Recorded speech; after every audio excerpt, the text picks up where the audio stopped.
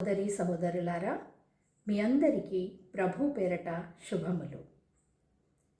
మన దైనందిన జీవితంలో మనమందరితో సాధారణంగా మాట్లాడుతూ కనబడచ్చు, నవ్వుతూ ఉండవచ్చు.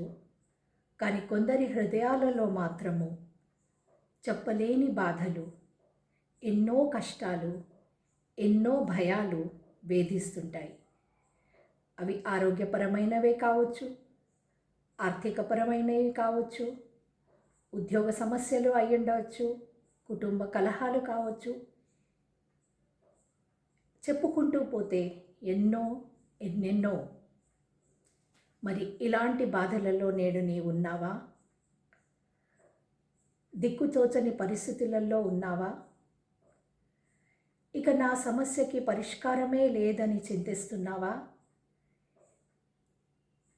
ఈ భయము నుండి నన్ను ఎవరూ తీయలేరు అనుకుంటున్నావా? భయపడకు. ప్రభువు నేడు మనతో మాట్లాడుతున్న మాట, భయపడకు. నిర్గమకాండము 14వ అధ్యాయము 13వ వచనంలో చెప్పబడినట్లు, భయపడకుడి, యెహోవా నేడు మీకు చేయు రక్షణను ఊరికయే నిలుచుండి చూడుడి. ఎంత గొప్ప వాగ్దానం కదా! ప్రభు మనతో మాట్లాడుతున్నాడు. బిడ్డ, కష్టంలో ఉన్నావా? భయపడకు. భయపడుతున్నావా? నేనున్నాను. నీ ఉన్న దీన స్థితి నుంచే ప్రభు నిన్ను లేవనెత్తుతాడు. తోచని పరిస్థితిలో నుంచి దారి చూపిస్తాడు. నీ మార్గంను సరళము చేస్తాడు. నీ చెయ్యి పట్టుకొని నడిపిస్తాడు. మరి ఈ వాగ్దానాన్ని విశ్వసిద్దామా? ప్రభు రక్షణని పొందుకుందామా? మరి ఈ వాక్యాంశం ద్వారా ప్రభు మనతో ఏమి మాట్లాడదలుచుకున్నాడో కొద్దిసేపు ధ్యానించుకుందాము. పరిశుద్ధ గ్రంథము నుండి నిర్గమకాండము 14వ అధ్యాయము 10 నుండి 13 వచనముల వరకు నేను చదువుతుండగా గమనించవలసిందిగా మనవి. ఫరో సమీపించుచుండగా ఇశ్రాయేలీయులు కనులెత్తి ఐగుప్తీయులు తమ వెనుక వచ్చుట చూచి మిక్కిలి భయపడిరి, యెహోవాకు మొరపెట్టిరి. అంతట వారు మోషేతో, ఐగుప్తులో సమాధులు లేవని ఈ అరణ్యంలో చచ్చుటకు మమ్మను రప్పించి మమ్మను ఇట్లు చేయనేలా? మా జోలికి రావద్దు. మేము ఈ అరణ్యమందు చచ్చుట కంటే ఐగుప్తీయుల బానిసత్వం మగుటయే మేలని చెప్పిరి. అందుకు మోషే, భయపడకుడి, యెహోవా మీకు నేడు కలుగజేయు రక్షణను మీరు ఊరక నిలుచుండి చూడుడి. మీరు నేడు చూచిన ఐగుప్తీయులను ఇక మీదట మరి ఎన్నడూనూ చూడరు అని చెప్పెను. ఈ అంశము ఏ సందర్భంలో చెప్పబడినదంటే, మరి మోషే ఇశ్రాయేలీయులను ఐగుప్తు బానిసత్వము, ఫరో బానిసత్వము నుండి విడిపించి తీసుకొని వెళ్ళుచుండగా, మరి వారందరూ వెళ్ళగానే వారికి ఎర్ర సముద్రము ముందు కనబడింది. ఆ సముద్రపు ఘోషను వారు చూస్తున్నారు. సముద్రంలో ఎగిసిపడుతున్న అలలను చూసి భయపడుతున్నారు. ఇక ముందు దారి లేదు అని వారు వెనుకకి తిరగడానికి చూసినప్పుడు వెనక ఫరో తన సైన్యముతో, మహాబలముతో వారిని తిరిగి తీసుకెళ్ళడానికి వారిపైనకి వచ్చినాడు. మరి ఆ సమయంలో వారు ఎంత భయంలో ఉన్నారంటే, ముందు సముద్రము, వెనుక శత్రు సైన్యము. మరి ఏమీ చేయలేక వారు భయంతో మోషేపై సనుగుతున్నారు. మరి ఇక్కడ ఈ 2 రకాల వ్యక్తులు ఉన్నారు, ఇశ్రాయేలీయులు, మోషే. ఇశ్రాయేలీయులు మాత్రము సమస్యలకు, మనుషులను చూసి భయపడుతున్నారు. కానీ మోషే మాత్రము వీటన్నిటి వైపు చూడడం లేదు, కానీ వీటన్నిటికంటే గొప్ప దేవునిని విశ్వసించినాడు. మరి ఆ విశ్వాసంతో, ఆ ధైర్యంతో తను చెప్పుతున్నాడు, మీరు ఊరకయే నిలిచి చూడుడి, దేవుడు చేయిచ్చు రక్షణను చూడుడి అని తను ధైర్యంతో ఉండడమే కాక వారికి కూడా ధైర్యము చెప్పుతున్నాడు. ఎంతటి విశ్వాసము! మరి ఈ అంశం ద్వారా ప్రభు మనతో ఏం మాట్లాడుతున్నాడంటే, మన పరిస్థితిని మనం స్వయం పరీక్ష చేసుకుందాం. మరి మనం కూడా భయంలో ఉన్నామా? మా ముందు ఏ ఎర్ర సముద్రం ఉంది, మా వెనకాల ఏ సైన్యం ఉంది, మేమెందుకు భయపడాలి అనుకుంటున్నామా? ఆలోచిస్తాం. మన ముందు కూడా ఎర్ర సముద్రం కాకపోవచ్చు, ఎర్ర సముద్రము లాంటివి మరి ఇంకా భయంకరమైనవి ఎన్నో పరిస్థితులు, ఎన్నో ఆపదలు పొంచి ఉన్నాయి. మరి వెనక చూస్తే మరి ఎందరో చీకటి శక్తుల వలె మన వెనక ఉన్నారు. మరి వీరి మధ్యలో భయపు నీడలో మనం జీవిస్తున్నాము. మరి ఒకసారి ఆలోచిస్తాం, ఏ మనుషులు మన వెనకాల ఉన్నారు, లేక ఏ మనుషులతో మనకు ప్రమాదం ఉన్నది అని ఆలోచించినట్టయితే,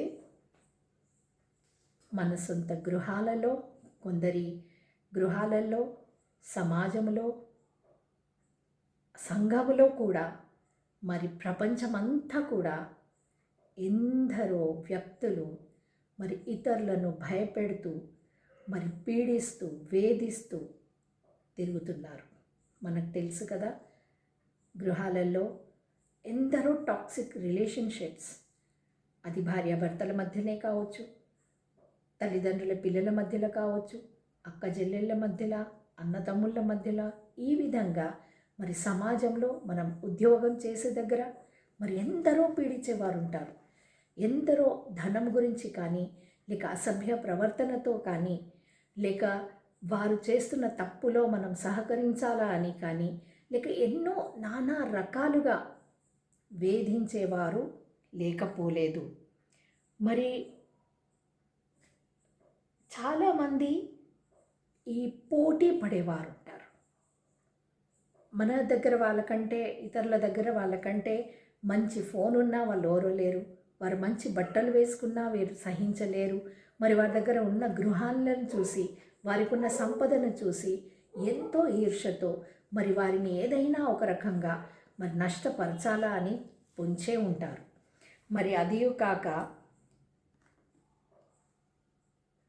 లంచగొండీలు, మరి దోపిడీదారులు, చోరులు, మరి వారి భయం ఎప్పటికీ ఉంటుంది కదా మనకు. ఎన్నెన్ని జాగ్రత్తలు మనం తీసుకోవాల్సి వస్తుంది. మరి ఇవన్నీ జాగ్రత్తలు తీసుకుంటాం, కానీ కనబడని దొంగలు ఆన్లైన్ ఇవ్వాలి రేపు. మరి నిమిషాలలో మన దగ్గర ఉన్న డబ్బంతా కాజేసేవారు ఉన్నారు.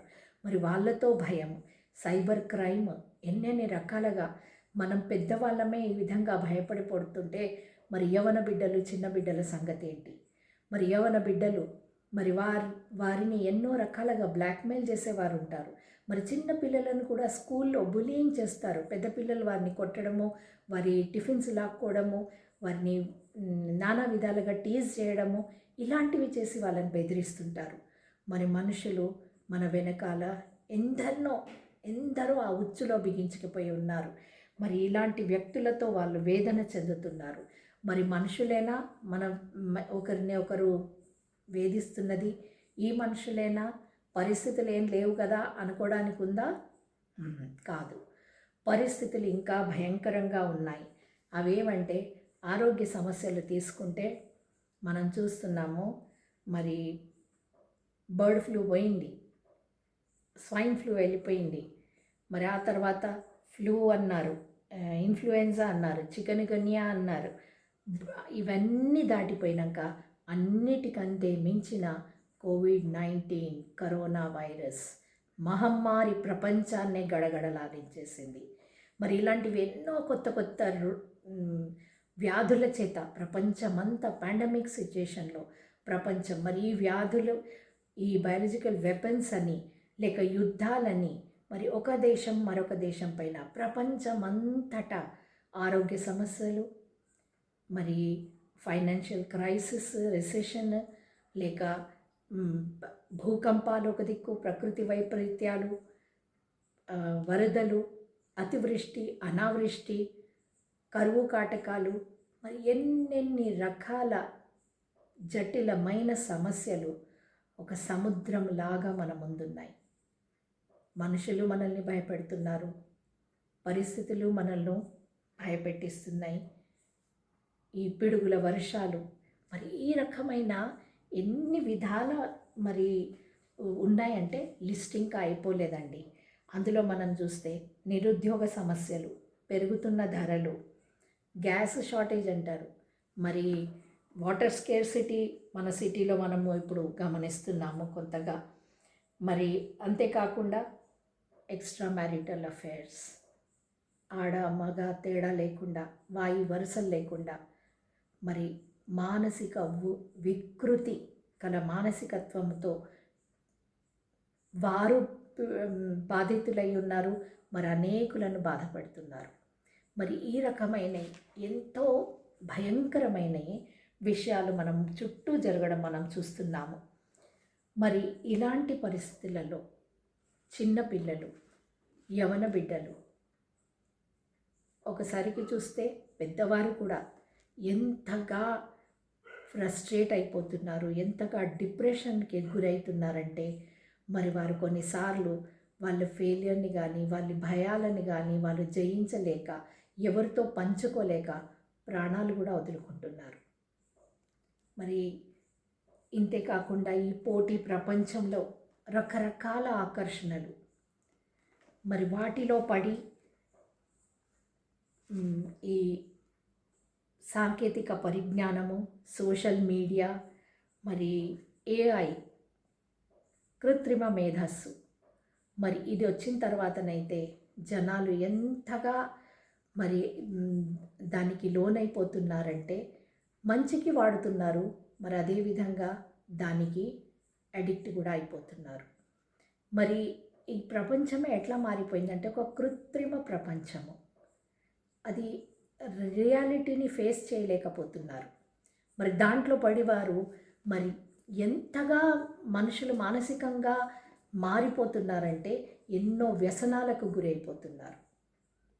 యవన బిడ్డలు, చిన్నపిల్లలు, పెద్దలు అందరూ కూడా డ్రగ్స్ లాంటి అలవాటులకు లోనైపోయి, మరి అవి తీసుకున్న తర్వాత వారు ఎంత మానసికంగా వారు ఎంత మారిపోతున్నారంటే మనుషులు పశువులలాగా కాదు, రాక్షసులలాగా కాదు, ఇవి రెండిటినీ కలిపిన లక్షణాలు గల జాంబీలలాగా మారిపోతున్నారు.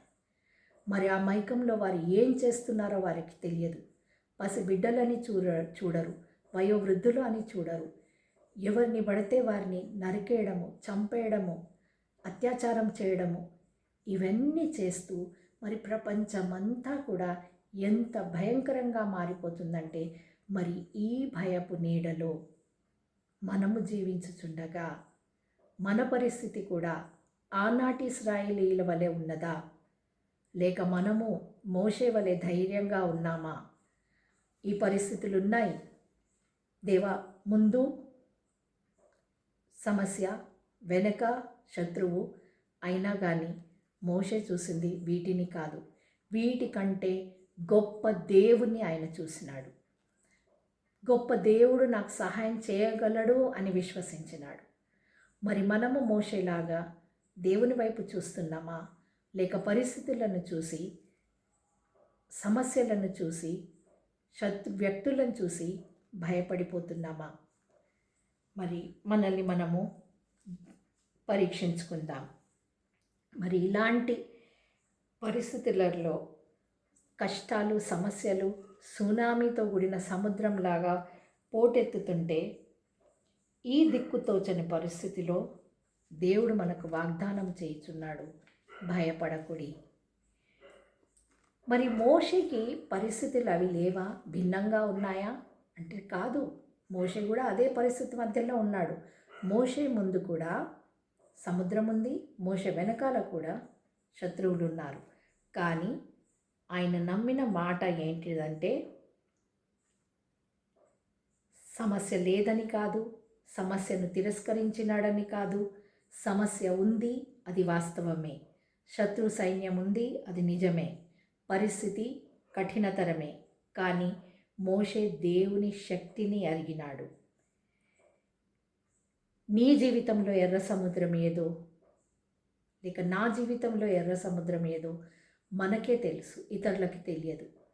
కానీ మనం దాని వైపు చూడకూడదు. మన జీవితంలో ఏ కష్టం ఉన్నా, ఏ బాధ ఉన్నా వాటి వైపు కాకుండా దేవుని వైపు చూద్దాము. నా దేవుడు గొప్ప తండ్రి, ప్రతి ఆపద నుండి నన్ను కాపాడుతాడు, కష్టాన్ని కడతేరుస్తాడు, మార్గాన్ని చూపిస్తాడు, చేయి పట్టి నడిపిస్తాడు అని నమ్ముదాము. అయితే ఇక మనము దేవుడు మనకున్నాడు కదా, వాగ్దానం చేసినాడు కదా, భయపడొద్దన్నాడు కదా, ఇక భయం లేకుండా జీవించవచ్చా అంటే ఖచ్చితంగా మనము ఈ లోకానికి కానీ వ్యక్తులకి కానీ భయపడ అవసరం లేదు.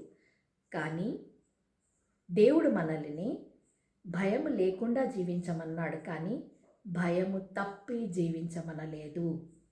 మన దేవుడు కృపామయుడు, కృపా సమృద్ధి గలవాడు, క్షమించేవాడు, మరి దీర్ఘశాంతుడు, కానీ రోషం గల దేవుడు, అక్రమాన్ని సహించేవాడు కాదు. ఆయన ఉగ్రతకి మనము భయపడవలసినదే. లూకా సువార్త 12వ అధ్యాయము 4-5 వచనాలలో ఈ విధంగా చెప్పబడింది. దేహమును చంపిన తర్వాత మరేమీయూ చేయనేరని వారికి భయపడకుడి. చంపిన తర్వాత నరకములో పడద్రోయ కలిగిన వానికి భయపడుడి.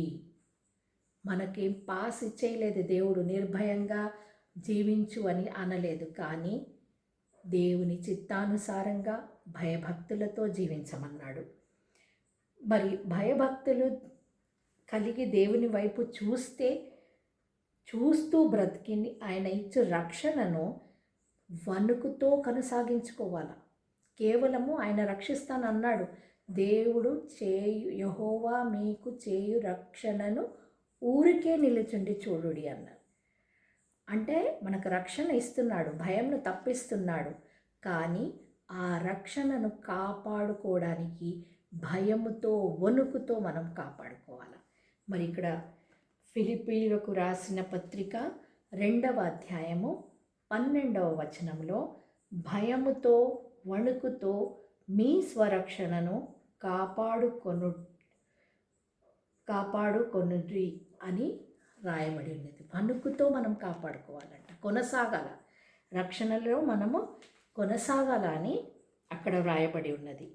మరి మనము ఆ విషయాన్ని అల్ఫా ఒమేగా, ఆదియు అంతమునైన దేవుడు, సర్వజ్ఞులైన దేవుడు, సర్వవ్యాపి దేవుడు, సర్వశక్తి గల దేవుడు, సమర్థవంతుడైన దేవుడు మనకు కలిగి ఉండగా మనకు భయము లేదు. కానీ ఆయన శక్తి ఎదుట మనము సాగిలపడి ఉండాలా, దేవునికి భయపడాలా, ఆయన ఆజ్ఞలకు తల వంచాలా, పరిస్థితుల ముందు స్థిరంగా ఉండాలా, మనుషుల ముందు విశ్వాసముతో నిలబడాలా. మరి ఈ విధంగా ఉండాలని ప్రభు మనతో కోరుచున్నాడు.